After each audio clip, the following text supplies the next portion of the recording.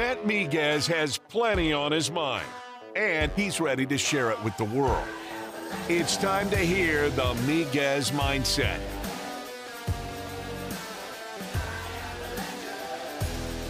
What's going on? Happy Friday. It's another episode of the Miguez Mindset right here on ESPN 103.7 Lafayette and 104.1 Lake Charles YouTube page. Matt Miguez here. Today we're going to be talking about the weekend ahead. The Saints played their final preseason game. The Astros have a 3-game series with the Detroit Tigers that after yesterday became a little bit more critical. And college football returns. Let's start with the New Orleans Saints. Their third and final preseason game of the season, or the 2023 season, I should say.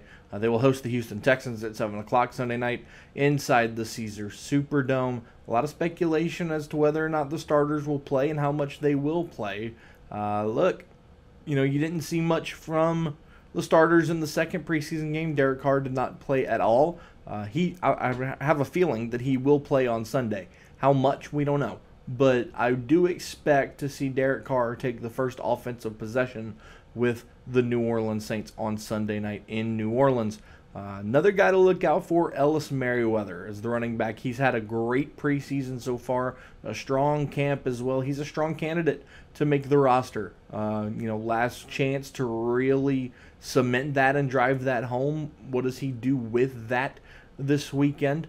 And then look, there's going to be some guys that we think that should deserve a roster spot, and maybe they don't get one. Maybe they fall a little bit short. A guy like DeMarco Jackson, who missed his entire rookie season with an injury. He's had a strong camp. He's had a good preseason, but will it be enough? You've had other guys in that position play really well. I've dogged Zach Bond for a long time, but he's had a good preseason. Does he keep his roster spot? Does Nafai Sewell get a roster spot? There's a lot of questions that the Saints are going to have to answer before Tuesday, because Tuesday by 3 p.m. you have to have the roster down to 53. So there's going to be a lot of tough decisions to be made on Monday, because they play Sunday night, and then Monday and Tuesday morning you're going to have to make some really tough decisions if you're the New Orleans Saints. For the Houston Astros, look, yesterday was abysmal. 17-1. You gave up 11 runs in 2 1/3 innings. Easily the worst outing of J.P. France's entire MLB career. Granted, I know he's a rookie, but easily the worst outing of his rookie season and starting off his career. But look, those 17-1 type games almost feel fluky to me, right? Because there comes a point where you just kind of wave the white flag and give up.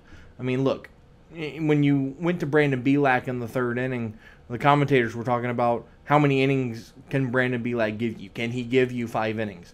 The reason why you talk that way is because let's not dip into the bullpen more than we have to. Let's save the bullpen for the weekend. Let's take the L here, and we'll regroup and move on. So I think that there was a point where the Astros had kind of given up.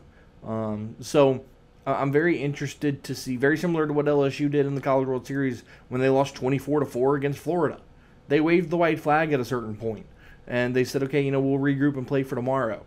And I think the Astros did the same thing here. Now they're on the road. They're going to play 3 games against Detroit this weekend. First one at 5:40 this afternoon, and then they will head over to Fenway to play the Red Sox yet again for 3 more games beginning on Monday.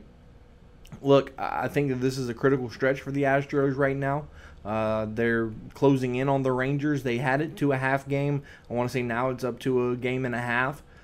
Still very catchable, especially with the way the Rangers have been skidding. So I don't think it's out of the realm of possibility that they could still win the AL West. But, man, the Mariners are just surging. You got to hang on to a wild card spot at the minimum. I think the Astros, I don't think they're going to miss the playoffs. Do I think that they're going to win the World Series? Not really. But I do think that they make the playoffs. I do think that they compete for a World Series. I could see them winning the AL again and going back to the World Series. But, man, you look at the NL, it's the Braves world. The Atlanta Braves have been so good this year. Ronald Acuna Jr. is playing out of his mind. Matt Olson has 40-plus home runs and over 100 RBIs. Spencer Strider is pitching like a grown damn man.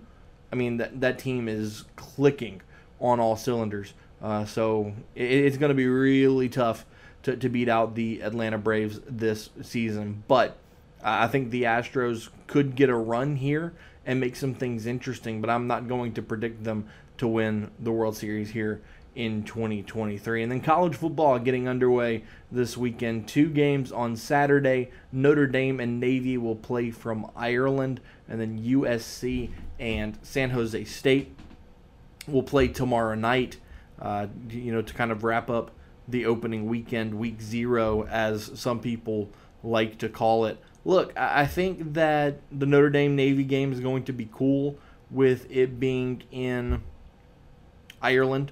I'm looking forward to seeing that kind of setup.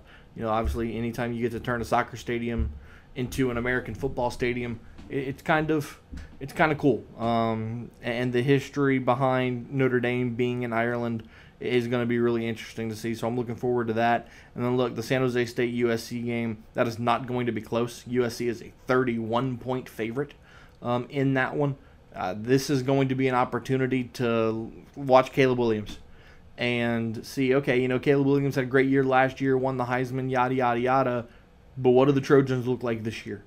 So that's going to be a good opportunity to get a gauge on Lincoln Riley's team against San Jose State in the Coliseum tomorrow night at 7 o'clock. Notre Dame and Navy playing at 1:30. Notre Dame is a 20.5-point favorite in that one. Couple of quick updates from the rest of the world of sports. NASCAR is headed to Daytona. The Xfinity race is tonight. The Cup Series race is tomorrow, as it is the final regular season race before the playoffs. Look, you got a lot of guys that are fighting for that last playoff spot. Are you going to see a Chase Elliott, who has dominated over the last couple of years, find his way in? Right now you've got 3 guys that haven't won a race that would currently be projected to make the playoffs. Brad Keselowski, Kevin Harvick, and Bubba Wallace. Chase Elliott just kind of hanging on that outside bubble. He's about 100 points out. So Alex Bowman as well. So it would be very interesting if only 2 of the 4 Hendrick Motorsports drivers were actually in the playoffs. So can Bowman or Elliott find their way in to continue Hendrick's dominance, or will Willie B and Kyle Larson have to carry it for the company? And then you look at the PGA Tour, obviously the Tour Championship going on this weekend over at East Lake Golf Course over in Atlanta. You started off with Scotty Scheffler having a score of 10 under. Colin Morikawa rifled off a 9 under day yesterday to catch him. You look at the leaderboard so far today. Scotty Scheffler 10 under through 1. Victor Hovland, Colin Morikawa, and Keegan Bradley getting ready to tee off. You look at the rest of the leaderboard who's kind of stood out today. Brian Harmon and Wyndham Clark, both 2 under today, 8 under for the tournament. Xander Schauffele 1 under today, 7 under for the tournament. John Rahm right there at 8 under as well. Ricky Fowler 5 under through 6. Look, you've got a strong field here. Jordan Spieth 2 under. He's way in the back, tied for 24th. Tony Finau, Lucas Glover, Max Homa at 4 under. Rory McIlroy's at 7 under through 3 holes, even on the day, 7 under again for the tournament. So it's going to be a fun weekend of sports as we finally get back into this rhythm of having something to watch consistently, whether it's football or golf's going to heat back up here in a couple months. NASCAR playoffs getting ready to heat up. The NBA's right around the corner. The NHL's right around the corner. The NFL. You're going to have something to watch almost all the time, and that's a good thing. Baseball playoffs. Things are going to get real interesting over the next couple of weeks, and we'll keep you updated right here on the Miguez Mindset. Make sure you subscribe to our YouTube channel at ESPN Southwest Louisiana. Let's make one final push before football season. Tell your friends, get those numbers up. Let's see how close we can get to 1,000 subscribers before the Cajuns kick it off next Saturday to officially open our local slate of college football games. And also make sure you follow us on social media on Facebook, X, TikTok, Instagram, all that good stuff at ESPN_SWLA. And we'll be back on Monday to begin college football previews for our local teams, as well as talking about the New Orleans Saints and their roster cuts right here on the Miguez Mindset here on ESPN 103.7 Lafayette and 104.1 Lake Charles.